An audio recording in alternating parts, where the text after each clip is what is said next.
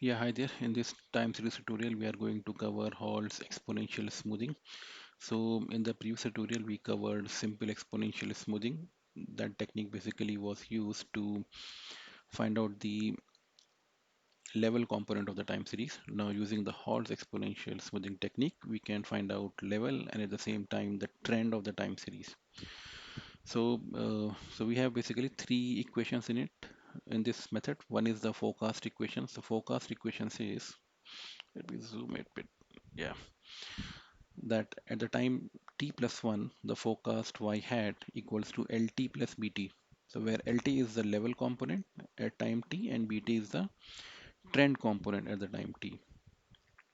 So we have two components, level and the trend. Okay, so how do we calculate bt? So bt is again, which is the trend component. Its equation is given as bt equals to beta times lt minus 1 plus 1 minus beta times bt minus 1. So beta is basically the smoothing factor for the trend. So again, we are giving a weightage. So LT minus 1 gives the trend. So let's say if LT is 100 and LT minus 1 is 90, then we get the difference as 10 positive.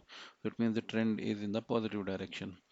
So we are giving the weightage of this recent trend. That weightage is given as beta, and the weightage of the previous trend is given as 1 minus beta times.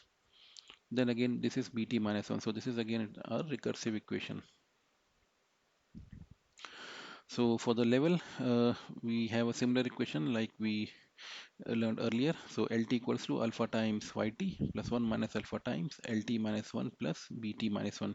So this is an additional component here. So again, alpha is it's the smoothing parameter for the level, and LT represents the level at time T. So what we are saying basically in Hall's exponential smoothing method is that in order to forecast, we need to capture the level and at the same time the trend. So the principle is the same, that the recent observations should be given a higher weightage. So when it comes to the level, alpha is given, alpha, which is the weightage for the level, it is given more values for the recent observations. But as far as the trend is concerned, because we want to capture the long term trend, if that is the case, then we give beta to value something like 0.1 or 0.01. But if we increase the value of beta, which is higher value, then we can capture the short term trends. So depending upon whether we are more interested in the short term trend or the long term trend, we can set up the value of the beta. So beta represents the smoothing parameter for the trend.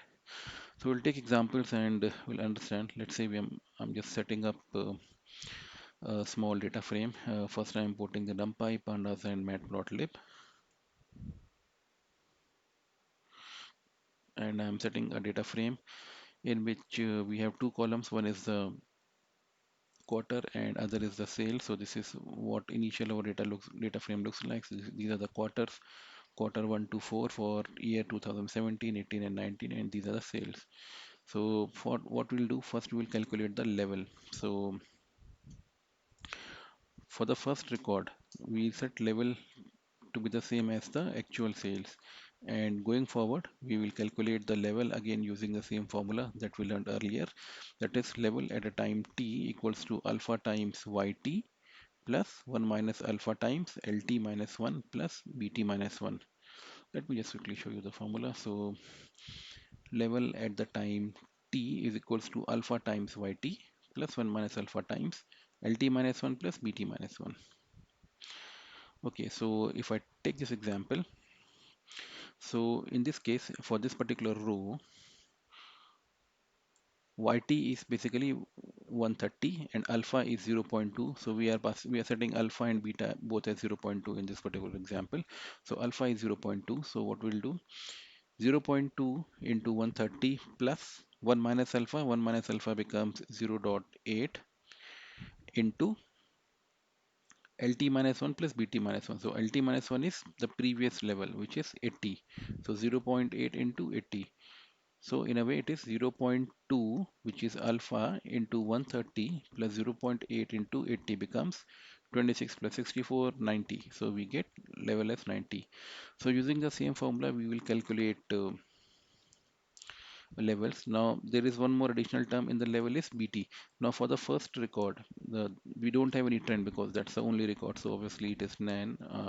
You can set it 0, or initially I had set it as 0, but later I made it as nan just to indicate that there is no trend for the first, because you need at least two observations to have some sort of trend. So for the first record there is no trend.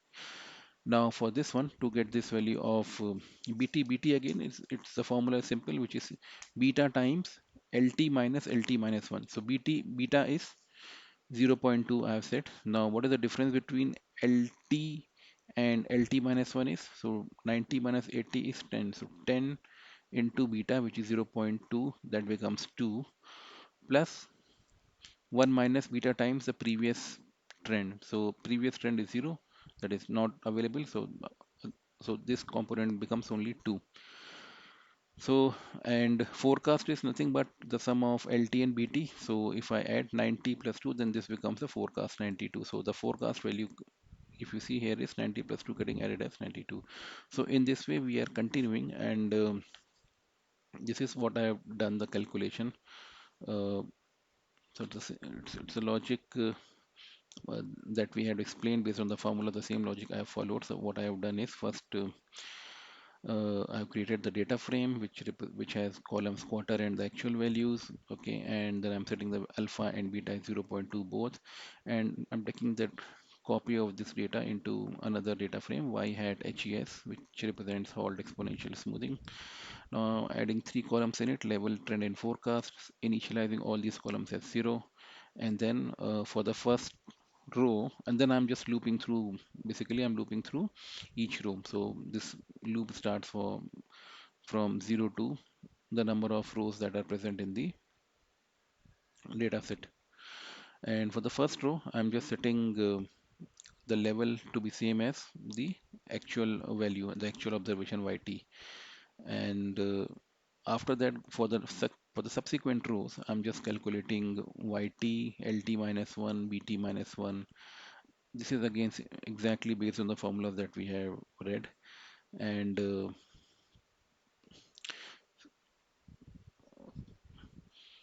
just set it up, and after that I'm just printing the data frame. So in the end, this in these lines, basically, because initially I had set everything as 0, now I don't want these values to be represented as 0 here, because these are that won't be the true value. So because since this is not known, so I'm just setting it back to nan. So these three values, so if you see, these nans are because of this only. So I'm printing the data set after calculating the values of the level, trend, and forecast, and after that I'm just plotting it. So if you see the plot, this is what the plot looks like. This blue line is the actual sales, and now this orange line is the forecast. So the difference that you will observe, that this has a level and at the same time there is a trend. So if you see, there is a trend which shows it is moving upwards, then down, then upwards. So with this Holt exponential smoothing, we are able to capture level and at the same time trend. So the above logic that we did was based on the exact formulas interpretation. Now we can use a ready-made model also, ready-made module also. So let's use that Holt's simple smoothing exponential method. Okay, and it includes the trend also. So what we have to do, from stats models.tsa.Holt winters, import the exponential smoothing, and I'm just using the airlines traffic data that we have been using since our start of the series. So just reading the data from the file, setting up the columns and the index, and creating the train and the test data set. And I'm just setting the object model, which is the exponential smoothing. Now in it we have to pass the values. So the values I'm passing as an array, which is a train data sets passenger column. Now it has uh, the 12 observations make one season, so that it's an yearly data. So I'm setting seasonal period as 12. The trend that I that I'm telling to the model it's the additive, that is it instead of any multiplicative or any other trend. So what I believe is the trend is additive in nature. So I'm just passing the trend as additive. And there is since we won't be able to capture seasonality in this for now because we're interested in trend and the level. So I'm setting seasonal as none.